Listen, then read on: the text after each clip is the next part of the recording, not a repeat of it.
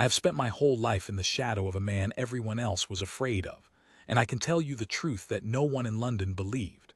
My brother Everard, the Duke of Ravenscar, whom the newspapers called the Frost Duke and the drawing rooms called worse, was not a cold man. He was a man who had frozen himself on purpose, the way you bank a fire under ash to keep it from being wasted on a room that does not deserve it. I was the only one who knew where the coals still glowed. And I am the one who watched a girl in a gray gown, sitting silent in the corner of a music room, blow across those ashes until my brother caught fire in front of all of England. Her name was Beatrice Ashby, though for the better part of that season I did not know it, because no one ever bothered to say it. It began at Lady Marrow's on the third evening of the season, when I was sent to represent the house of Ravenscar because my brother would not go himself. Everard did not attend musical evenings. He judged them from a distance, the way a hanging judge reads depositions, and a single line from him in the right ear could make a composer's fortune or bury it. Patrons courted him, performers dreaded him. He had not, in the 4 years since our father died and the title came to him, expressed pleasure in a single new work. Not one. The whole musical world of the city had begun to whisper that the Frost Duke's ear had died along with whatever it was that had died in him, and that he kept up the pretense of judgment only to keep a kind of power he no longer felt. I knew better, but I did not correct them, because the truth was worse, and it was ours. So I went to Lady Marrow's in his place, and I was bored inside of 10 minutes, and I had retreated to the edge of the room with a glass of ratafia I did not want, when I noticed the girl in the corner. She was seated where the unimportant people sit, near the door, half behind a marble column, in a gown of soft gray that had been turned and retrimmed so many times you could see the ghost lines of its old hems. She was perhaps 23. She was not looking at the room. She was looking at the pianoforte, and she was listening the way I have only ever seen one other person listen in my life, which was my brother, with her whole body gone still, and her lips just barely moving, as though she were correcting the music under her breath. At the instrument sat a very different sort of young woman. She was handsome, expensively gowned, and entirely at ease, and she was making an absolute ruin of the piece she played. I am no great judge. That gift ran to Everard and skipped me, but even I could hear that the notes were right and everything between them was wrong. She played a phrase of aching invention as though it were a shopping list. And every time she reached a passage that plainly asked for tenderness, the girl in the gray gown by the door flinched, very slightly, as though someone had trod on her foot. When it was over, the room applauded warmly, because the family was rich and the hostess was ambitious, and a large, glittering woman in puce rose to accept the praise on the performer's behalf. "My daughter," she announced, "is too modest to say so, but I will not have her hide her light. Lavinia has been composing since the winter. This little air is her own." I confess I paid the claim no particular attention. Half the mothers in that room were selling their daughters as prodigies of one kind or another. What I noticed, what I could not stop noticing, was the girl by the door. At the words "her own," she did not look angry. That is the thing I have never forgotten. She looked the way a person looks at a grave. She lowered her eyes and folded her hands and made herself smaller, and something in the set of her mouth was so quietly, thoroughly broken that I put down my glass and did not pick it up again. I asked our hostess later who the young person in gray might be. "Oh, that is only Miss Ashby," said Lady Marrow, as though I had inquired about a chair. "Mrs. Ashby's stepdaughter. She minds the girls and keeps the accounts. Poor thing, quite plain, no portion. The mother is devoted to her own too, of course. Lavinia is the clever one. Did you hear her little composition? Everyone is saying she is a marvel." "Everyone," I said. "And what does everyone say Miss Ashby does?" Lady Marrow blinked at me as if I had asked what the andirons did. "Why, nothing, my lord. She is a companion." I went home to Ravenscar House with the tune still turning in my head, which was strange, because I do not remember tunes. and I found my brother awake, as he always was, in the long gallery where our father's instruments still stood, none of them touched in 4 years.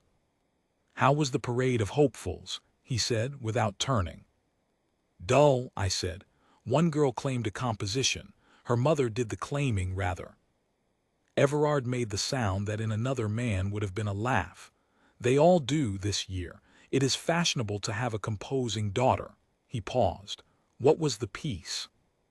I could not name it, of course, but I found to my surprise that I could hum a little of it, a falling phrase, 4 notes and a turn, the one the performer had murdered and the girl by the door had mouthed. I hummed it badly. I have a voice like a gate. My brother went entirely still.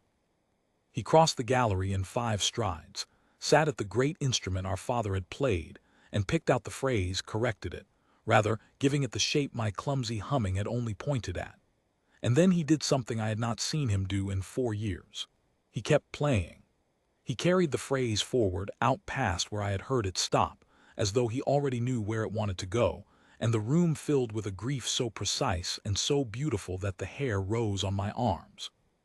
He stopped himself with a visible effort, both hands flat on the keys. "Where did you hear that?" he said. His voice had changed. I told him. Lady Marrow's, a girl called Lavinia, her mother a Mrs. Ashby. Everard shook his head slowly. "No," he said, "that woman's daughter did not write that. I have had a manuscript." He rose and went to the locked drawer of the escritoire, the one I had assumed held our father's letters, and drew out a sheaf of music paper covered in a small, fierce, upright hand. "This came to me at the start of the season.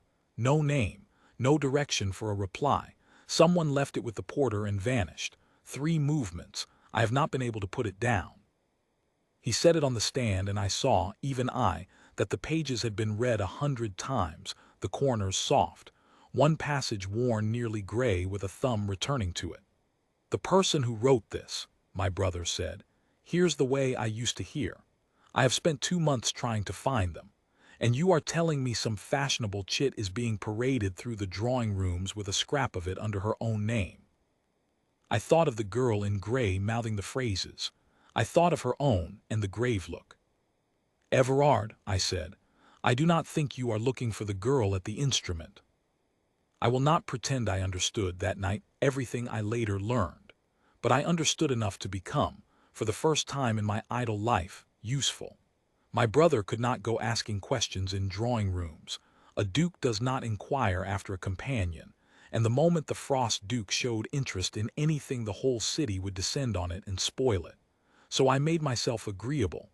It is the one thing I have always been able to do. I contrived to be invited wherever the Ashbys were invited, which was everywhere that season, because Mrs. Ashby had launched her daughter Lavinia as the composing beauty, and society is nothing if not eager for a novelty. And everywhere they went, I watched. I learned the shape of that household quickly, the way you learn the shape of a bruise by pressing it. Mrs. Ashby Sabine she liked to be called, a widow twice over who had married Beatrice's father in his last years, was a woman of enormous energy and no cruelty of the loud kind. She did not strike or starve. Her cruelty was administrative. She had 2 daughters of her own, Lavinia and Adela, by a first husband named Croft, and she had 1 stepdaughter, and she had allocated to each of them a use. Lavinia was to be the genius, Adela was to be the beauty, and Beatrice Ashby was to be the one who made the other 2 possible, who copied the fair music, who trimmed the gowns, who kept the household books balanced on nothing, who sat up past midnight so that the family might appear, on a modest income, to be doing brilliantly. I learned, too, in pieces, what had been taken from her. Her father, Edmund Ashby, had been a gentleman of small fortune and one great passion, which was music. He had composed all his life without much notice, and he had had 1 child. And that child had turned out to possess the thing he had only ever reached for. By the time she was 15, I was told by an old music master I sought out, Beatrice Ashby could take a theme her father sketched and return it to him transfigured. He used to weep, the old man told me, not from envy, from joy. He said God had given him a daughter to finish his sentences. Edmund Ashby had meant to see her work published under her own name. He had said as much openly, which was eccentric, a gentlewoman putting her name to composition, but he did not care. And then he had died, suddenly, of a fever, before he could see any of it done, leaving his daughter, his manuscripts, and his beloved pianoforte to the mercy of a wife who saw in all three only an opportunity. The pianoforte was sold within the month. The manuscripts Mrs. Ashby kept, because she was not a stupid woman, and Beatrice she kept too and set to work. It was very simple once I saw it. It was 3 years old. Mrs. Ashby had discovered that her stepdaughter could not stop composing any more than she could stop breathing, that even without an instrument the girl wrote music in her head, and when she could, on any scrap of paper she could find, and that this music was extraordinary. And Mrs. Ashby had a daughter of marriageable age and modest gifts, and had reasoned, with a cold clarity I have to call almost admirable, that a genius stepdaughter with no name and no portion was a wasted asset, while a genius daughter with a name and a face was a fortune. So Lavinia became the composer. Beatrice's work was copied into Lavinia's fair hand. The one thing Lavinia did well, and Beatrice herself was kept out of sight, near the door in gray, minding the accounts, listening to her own music be praised in another girl's name and forbidden, on pain of ruin, to say a word. Why does she allow it? I asked the old music master. I was young then in every way that matters. Why does she not simply speak? He looked at me with pity and not for the girl. And say what, my lord? A companion with no money, no protector, no father, accusing the woman who feeds and houses her of theft, who would believe her? She would be turned out that hour, called a liar and worse, and where would she go? Composition does not feed a woman who has been branded ungrateful. Her stepmother has not locked her in an attic. She has locked her in the truth. It is a stronger cell. I did not sleep well after that. I told my brother what I had learned, all of it in the gallery among the silent instruments. I do not know what I expected. Cold judgment, perhaps, a duke's remedy, money, lawyers, a crushing word in the right place. Instead, Everard sat very still with the worn manuscript in his hands and said, in a voice I had not heard from him since we were boys, 3 years. She has been writing that. He lifted the pages for 3 years into silence, believing no one would ever hear it as hers. He was quiet a long moment. Do you know what that is, Julian, to make something true and beautiful, and to have it sold as a lie in another's mouth? To sit in the corner while the room applauds a fraud playing your grief badly? I saw her face when they claimed it, I said. Yes, I think I do. No, said my brother, you saw it. I have lived it. And then he told me the thing he had never told anyone, the reason the Frost Duke had frozen. It is not entirely my story to tell, so I will say only this. Our father, whom the world worshipped as the great musical duke, had built his late reputation on work that was not entirely his own, and Everard, who as a young man had written and given freely to a father he loved, had watched himself erased from his own creation and had been forbidden, by love and by loyalty, to say a word. He had learned exactly the cell Beatrice Ashby was locked in. He had simply had a title to endure it with. When our father died, Everard could have claimed his own work at last, and had found, to his horror, that he no longer wanted to, that the years of silence had killed the wanting. He had frozen the coals so as not to feel them go out. I could not save myself, he said. I did not have the courage, and by the time I had the freedom I no longer had the fire. He set the manuscript on the stand. But I will not sit in this house and listen to it happen to her, not while I can put an end to it. How? I said. You cannot simply announce it. Her word against theirs, and she is the one with nothing. My brother looked at the instrument, and for the first time in 4 years I saw the ghost of the young man he had been, the one who used to laugh before the cold. No, he said, I will not make her fight with words. Words are their weapon. The whole thing is built on words, her mother's word, the copied name. I will take it to the one court where the truth cannot lie and no fraud can survive. He touched the worn corner of the manuscript. I will put her at an instrument in front of the world and let her play. There is a thing a true composer does with her own music that no copyist alive can imitate. She is not reading it. She is remembering it, and the difference is audible to anyone with ears and unanswerable. The mother has built a house of straw. I have only to give the real fire a place to burn. And if she will not, I said, if she is too frightened, you said yourself the cell is fear. Everard was silent. Then he said the thing that told me, though I did not yet have the word for it, that my brother was already lost. Then I will not force her. It must be hers to claim, or it is only another man taking it from her. I will make the room. I will make it safe. And then I will ask her, not command, ask, and if she says no, I will burn the whole scheme down anyway to spare her the fraud, and she may hate me for it. But I will not put words in her mouth. She has had enough of that.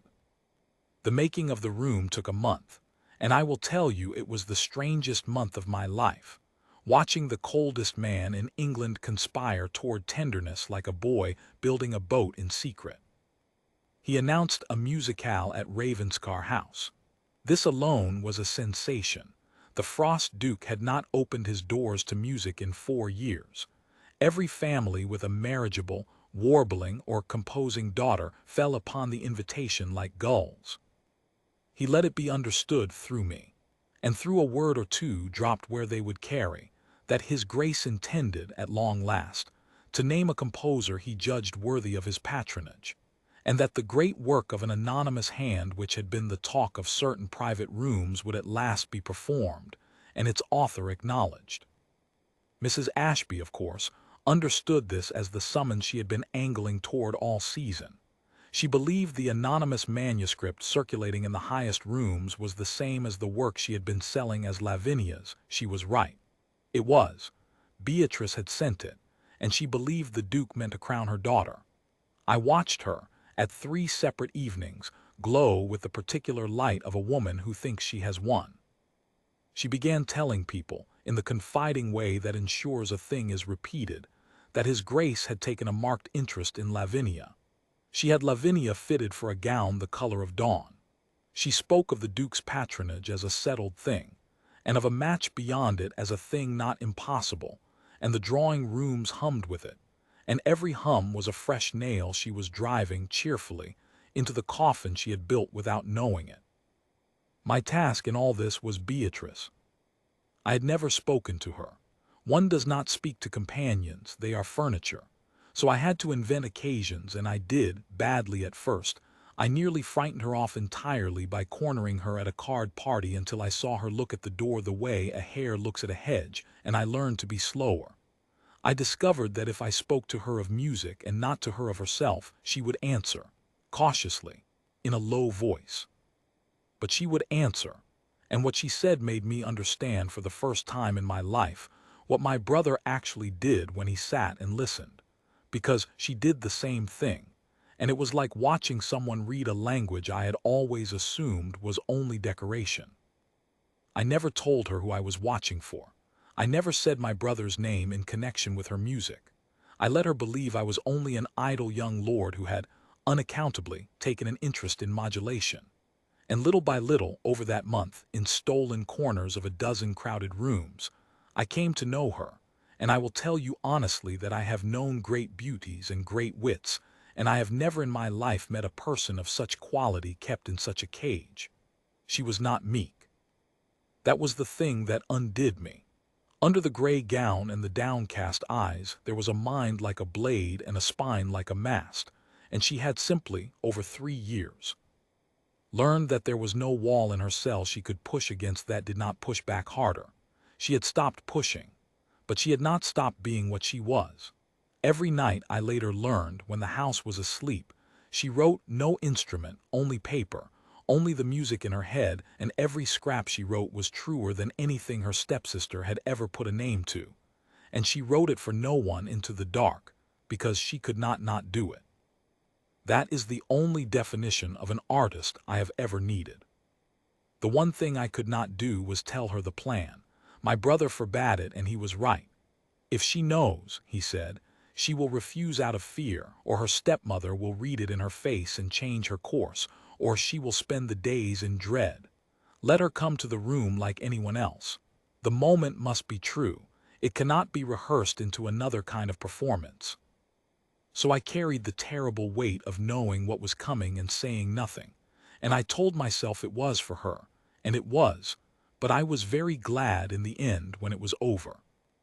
Twice in that month I nearly threw the whole scheme over and simply told her. Once when I saw a fresh bruise of exhaustion under her eyes and Mrs. Ashby's voice carrying across a room, correcting her posture as one corrects a servant. And once the worst when Lavinia at a large evening performed the slow movement of the very work my brother had worn gray with reading, and performed it emptily, prettily, to great applause. And I looked across the room and found Beatrice's eyes and saw in them not envy, not even grief now, but something flatter and more frightening, which was the beginning of not caring. 3 years of it, and the fire was guttering. She was starting to let go of the belief that it had ever been hers, because it is easier to survive a theft you have agreed to. I went home and told my brother we could not wait, and he heard the fear in my voice and did not argue with it. Then it is time, he said. The musicale is set. Julian, one thing. On the night, whatever her mother does, whatever the room does, you stay near her. Not for me, for her. So that there is one person in that house who is on her side and she can see it. She has not had that in 3 years. She should have it before she has anything else. That is the sentence, if you want to know, that told me my brother was not merely correcting an old wrong. He had frozen himself so as not to want anything, and he had, without meaning to, come to want her, and to want the wanting, and it terrified and delighted me in equal measure, because I had thought that man was gone. I have been to grand evenings all my life, and I have forgotten every one of them but this. Ravenscar House was lit as it had not been lit since our father's time, every candle, every glass, the long gallery of silent instruments thrown open at last, and at its head, uncovered, our father's great pianoforte, the one no one had touched in 4 years. The rooms filled. Everyone came. The Ashbys came early, Mrs. Ashby in triumphant crimson, Lavinia in her dawn-colored gown, Adela on the arm of a baronet she was working, and behind them, half a step behind, in gray, carrying Lavinia's shawl and Lavinia's music case and Lavinia's spare gloves, came Beatrice. I went to her at once. Her stepmother saw me do it and mistook it, as she mistook everything that season, for a young lord idling with the help, and dismissed it. I stood beside Beatrice at the edge of that glittering room, and she looked at me with the wary steadiness I had come to know, and she said, "Lo, you seem out of place, my lord. You do not care for music. You only pretend to be kind to me. I have never understood why." It was the first true thing she had ever accused me of, and it nearly broke me, because it was almost right. I did not care for music. I had cared for her, and I could not tell her the second half. So I told her the only true thing I was permitted. "You are wrong about one part," I said. "I do not pretend. I have learned to hear a little. You taught me. And whatever happens tonight, Miss Ashby, I want you to know that I know." "Know what?" she said. I could not answer. My brother had come into the room. He did not make an entrance. That was not his way. He was simply suddenly there, the Frost Duke, and the whole crowd turned toward him like iron filings, and the noise died to a hum and then to nothing. He was in black, as always. He looked at no one, and then he looked at Mrs. Ashby, and inclined his head the exact fraction that a duke inclines to a woman he means to destroy, and her whole face lit up, poor woman, because she thought it was the beginning of her victory. "I promised you a verdict," my brother said to the room. His voice was quiet, and every soul there strained toward it. "You have all heard this season of a work, 3 movements, no name to it, which certain of you have been generous enough to call the finest new music in England. I will not disagree with you. I have lived inside it for 2 months. I have decided to acknowledge its composer tonight publicly, and to give that composer my name and my patronage and whatever else is in my power to give." A stir went through the room. Mrs. Ashby's hand rose to her throat. "But I am the Frost Duke," Everard went on, and there was the ghost of iron in it. "And I do not name a genius on the strength of a mother's word or a fair copy. Music is not a thing you can claim. It is a thing you can only do. So before I give my name to anyone, the composer will sit at that instrument in this room and play me the work from the memory of having made it, as only its author can. Then there can be no doubt and no dispute ever again. The silence changed its texture. I felt Beatrice go rigid beside me. Mrs. Ashby recovered first because she was quick, and because she had, in fairness, no reason yet to fear. "Your Grace does my daughter great honor," she said, sweeping Lavinia forward. "Lavinia has of course committed her own work most thoroughly to memory." "Then she will have no trouble," said my brother. And there it was, the trap, sprung so gently that Mrs. Ashby walked her own daughter into it smiling. Lavinia was handed to the great pianoforte. Lavinia, who could copy a fair hand and play a memorized party piece prettily, and who had never in her life composed a bar, sat down before 300 people to remember a masterwork she had never written. I have some pity for her even now. She was cruel only by inheritance. She looked at the keys, and I saw the exact moment the ground opened under her. The moment she understood that a thing memorized note by note is not the same as a thing known in the bone, and that she did not know where it went, only what it was, and that these are as different as a map is from a country. She began. She played the opening phrase, the falling 4 notes in the turn, the one I had hummed badly to my brother a month before, and she played it correctly and emptily. And then she came to the first place where the composer had made a choice. A strange, aching, right choice that no one who had not felt the grief could have found, and Lavinia hesitated and guessed wrong. The room did not gasp. It was worse than a gasp. It was the small, collective, aristocratic silence of a great many people privately understanding, all at once, that they had been made fools of. She played on for a few bars, sweating now, wrong and then wrong again, and then her hand simply stopped, because there is no faking your way through a country you have never walked. She sat with her fingers on the keys and did not turn around. Mrs. Ashby began to speak. "She is unwell, the occasion, your Grace, my daughter is overcome." And the excuses were true straw, and everyone heard the wind go through them. And my brother turned. He did not look at Lavinia or at her mother. He looked across the whole bright ruined room, past the baronets and the beauties and the wreck at the pianoforte, to the girl in gray standing at the edge of it beside me, and he said, in a voice that was no longer cold at all, "Miss Ashby, will you finish it?" The room turned with him. 300 faces. Mrs. Ashby's going white. Lavinia's over her shoulder uncomprehending. And Beatrice, I was beside her, I felt it, Beatrice went absolutely still. The stillness I had seen the very first night. The whole body listening, except that now the thing she was listening to was her own name, spoken aloud in a great house, as though it belonged to her. She said. It came out as nothing. 3 years of silence do not open at once. Her stepmother found her voice like a whip. Beatrice. Just the name, lo, a command she had obeyed 10,000 times. Sit down, be furniture. Do not. It was astonishing, the power in it, the pull of 3 years. I saw Beatrice's shoulders begin, out of pure habit, to curve inward, to make herself small, to disappear back into the gray. My brother did not move to save her.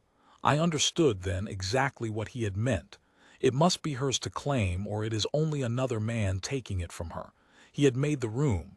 He had made it safe. He had asked, not commanded.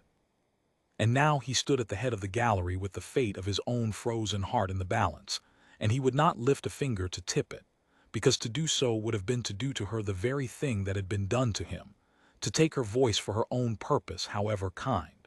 He only looked at her, and in his face I was near enough to see it, though the room was not command and not even hope, but something far more dangerous to a man like my brother. He had let her see that he was afraid. Afraid for her, afraid she would not come and would be lost, the way he had been lost. And Beatrice Ashby looked at the Frost Duke, who had made a whole room safe so that she might tell the truth, and she looked at the great pianoforte that was so like her father's, and I watched 3 years of the cell fall away from her, not all at once, but the way ice goes off a river in spring in one long cracking release. And she straightened her curved shoulders, and she took her hand off Lavinia's shawl, and she let it fall to the floor, and she said, quietly, but every soul in that silence heard it, "Yes, it is mine, I will finish it." She crossed the room. She did not hurry. Her stepmother said her name again, and this time it had no power in it at all. It was only a woman watching a fortune walk out of her hands, and Beatrice passed her as though she were a chair. She reached the instrument. Lavinia rose from the bench, stunned, and Beatrice.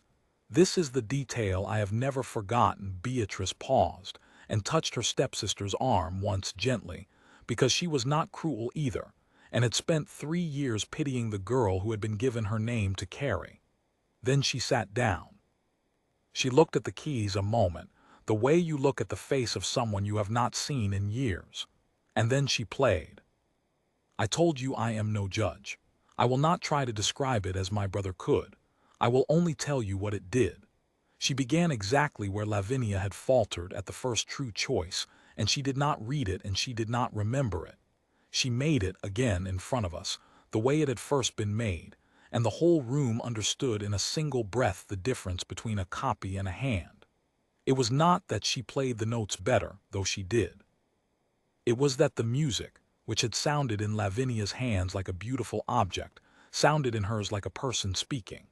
There was grief in it, and the grief had a shape, and the shape was a man weeping with joy over a daughter he loved, and it was so plainly, unfakeably hers, the way your own voice is yours, that people began, quietly, embarrassedly, in that grand cold room full of people who prided themselves on feeling nothing, to weep. I saw a duchess press a glove to her mouth. I saw hard old men look at the floor.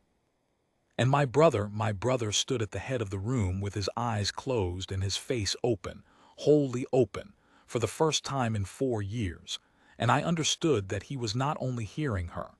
He was hearing himself, the young man who had given his music freely and been erased. He was listening to a person do the brave thing he had not been able to do, claim the truth out loud in a room built to silence her.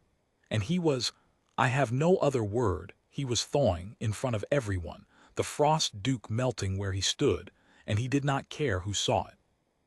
She played all 3 movements. No one moved. When she came at last to the end, and the end of that work is not loud, it is a small returning phrase, 4 notes and a turn, the same as the beginning but changed, the way you are changed when you come home. When she lifted her hands from the keys, the silence held for one whole heartbeat, 2, 3, in which the entire glittering society of London sat perfectly still and understood that it had for once in its life been in the presence of the real thing. Then the room came down. I will not describe the applause. I will describe instead that Beatrice Ashby sat at the instrument with her hands in her lap and did not rise to accept it, because she did not, I think, yet believe it was for her. She had been furniture too long to imagine the room could be applauding her. And my brother crossed to the pianoforte through all that noise and stood beside her and held up one hand, and the room fell instantly, obediently silent, because he was still the Frost Duke and his hand still stopped a room. And into that silence he said, I told you I would name the composer tonight and give her my name and my patronage and everything in my power to give. He looked down at her. Everyone saw it. He did not lower his voice for privacy. He raised it deliberately so that it could never after be denied. Her name is Miss Beatrice Ashby. This work is hers. Every note of it and every note that has been sold this season under another name is hers, and I will see it published under her own hand and no one else's, and God help the man or woman who ever again says otherwise in my hearing. A pause. His voice changed. That is my patronage, and it is settled, and it is the least of what I came here to say. Then the Frost Duke of Ravenscar, in front of 300 people, went down on one knee beside a companion in a retrimmed gray gown, and I heard my own breath stop with the rest of the room's. The patronage you have earned, Miss Ashby, and you owe me nothing for it, he said. But there is a thing I would ask for myself, and you must not confuse it with the other, and you are free to refuse it and keep everything else. I have not wanted anything in 4 years. I had decided not to. And then a manuscript came to me from a stranger who hears the world the way I used to before I taught myself to stop, and I have carried it in my coat like a fool for 2 months, and tonight I have watched its author do the bravest thing I have ever seen a person do, which is the thing I never had the courage to do myself. His voice was not cold and it was not steady. I am asking you to marry me. Not the composer, the patronage stands whatever you answer. You. I am asking you to fill this house, which has been silent for 4 years, with your music and your voice, and to let a frozen man learn from you how a person claims what is theirs and does not apologize for it. I have nothing to offer you that is worth what you did tonight, but everything I have is yours if you will have it. And Beatrice Ashby, who 3 hours before had been carrying another woman's shawl, looked at the man kneeling at her side, and I saw her weigh it. I saw her, even then, refuse to be swept, refuse to let even this be a thing that happened to her, and she said, clearly enough for the room, I will not marry you for the patronage. I would rather starve with my own name than be comfortable under yours. I know, said my brother, that is why I asked. Then say the other part again, she said. The part that was only for me. And this time look at me while you say it, your grace, because I have spent 3 years being spoken about, and I find I would like, for once, to be spoken to. I have never in my life been prouder of anyone than I was of her in that moment, and my brother laughed. Out loud.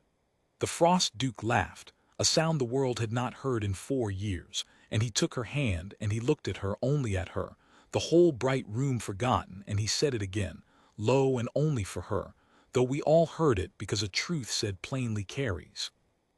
I love you. I have loved the sound of your mind since before I knew your face.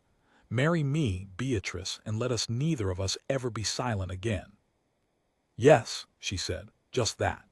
And she was smiling. I had never seen her smile, and it changed her whole face, and I understood at last that the plainness Lady Marrow had spoken of had never been anything but 3 years of being told to disappear. There is not much more, and what there is happiness, which is famously hard to tell. Mrs. Ashby left London before the week was out. There was no scene, no ruin engineered against her. My brother had no taste for it, and Beatrice, to my private astonishment, asked him to be merciful. She is a hard woman, Beatrice said, and she did me a great wrong, and I will not pretend otherwise. But she is a widow with 2 daughters and no fortune, and she did what frightened people do, which is grab. I have a name now and a house, and a man who kneels in front of rooms for me. She has neither. That is punishment enough, and more than she'd have shown me. Everard settled a small, independent income on Lavinia and Adela, conditional on their mother's silence, which was not mercy toward the mother but protection for the daughters, who had after all been raised to the roles they played the way Beatrice had been raised out of hers. Lavinia, freed of the impossible burden of pretending to a genius she did not have, turned out to be an agreeable and unremarkable young woman who married a clergyman, and by all accounts was happier as a nobody than she had ever been as a marvel. There is a lesson in that too, though I have never been able to say quite what. They were married in the autumn quietly in the chapel at Ravenscar. Beatrice wore a gown that was neither gray nor turned nor another woman's, and she carried her father's manuscripts to the church, all of them, and laid them on the altar, and I understood that she was giving him, at last, the thing he had died before he could give her. A name on the work, spoken in a house of God, true and witnessed and beyond any woman's power to take again. The work she had played that night was published within the year, 3 movements, on the title page Nothing But the Truth, composed by Beatrice, Duchess of Ravenscar, and it made her, quietly, one of the most admired composers in England which she has remained, and which she would have been 3 years sooner if the world were built more justly than it is. My brother never composed again himself. He said the fire in him had gone out for good, and he did not mourn it, because he had found the greater pleasure, which was to make the room in which someone else's fire could burn. He became, in the end, exactly the thing the world had always accused him of being, and never was a great patron. except that now he meant it, and the composers he lifted were the overlooked ones, the silenced ones, the ones in gray by the door, because his wife had taught him where to look. And the house was never silent again. That is the thing I come back to, an old man now, when I remember it. Ravenscar House had stood 4 years without a note in it, my brother frozen at its heart, and then a girl who had been sold as furniture sat down at our father's instrument and would not disappear.